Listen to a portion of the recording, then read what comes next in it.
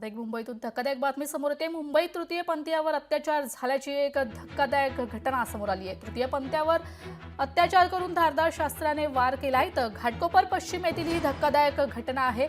जात विचारून अत्याचार केल्याचा गंभीर आरोप करण्यात आलाय।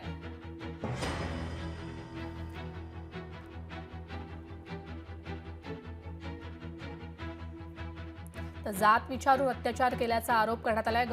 तर तृतीयपंथीयावर राजवाडी रुग्णालयात उपचार सध्या सुरू आहेत। पार्क साइड पोलीस स्टेशनमध्ये आता गुन्हा देखील नोंदवण्यात आलाय। तर नराधम आरोपीचा पोलिसांकडून सध्या शोध सुरू आहे।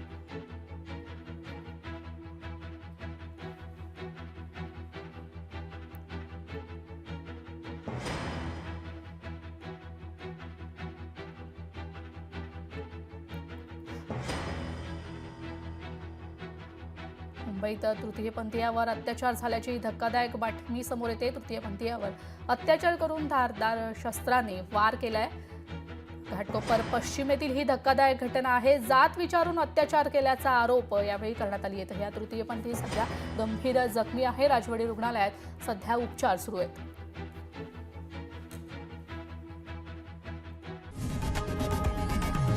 लोकशाही मराठी ऐका, पहा, जागरूक रहा।